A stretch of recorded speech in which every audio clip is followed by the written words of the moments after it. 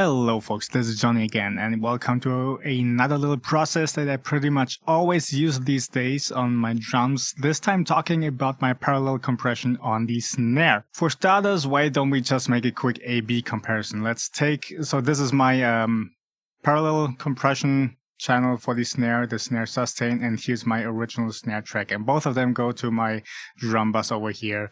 And let's just turn this off and turn it back on while playback and tell me if you hear the difference.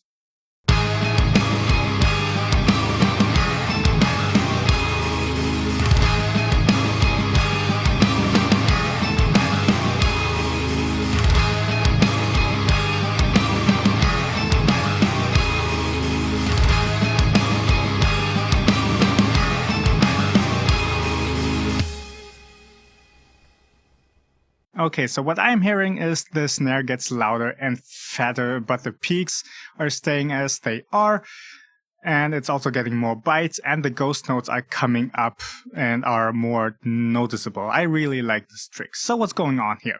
First of all, I sent the snare pre-fader into this compressor because I will be doing a lot of dynamic processing, and sending it pre-fader, I can still manage my volume balance of the original snare track without messing with the input signal going into this parallel channel. So first of all, let's solo this one. Okay, so you hear the general snare sound.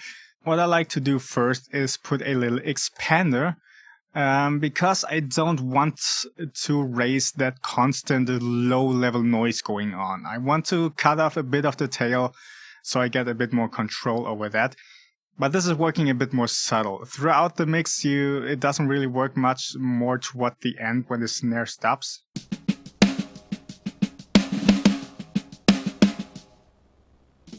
Yeah, it's just pretty simple. Getting a bit more control, not having constantly that lower noise stuff going on that I don't really want. What I want is to enhance that actual snare sound coming after the impact. So here's the compressor going on, and it's set really drastically.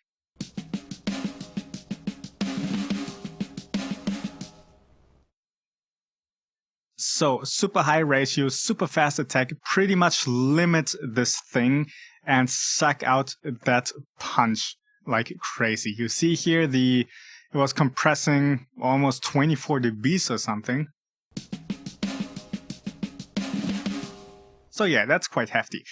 And then the release, you can pretty much set the taste. When you put it really fast, you get a much more thrashy sound because that actual snare crack and bite is coming up much quicker. And the slower you set it, the more it's being kept pushed down, and it's getting more subtle.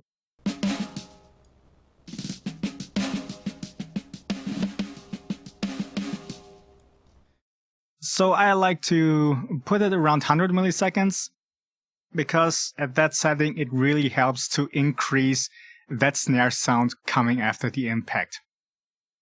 And this nicely supports the original snare track. So let's listen to the original snare track just completely on its own and then take in the parallel compression.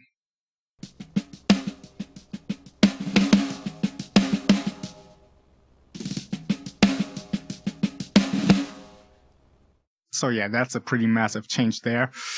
And yeah, that's pretty much it.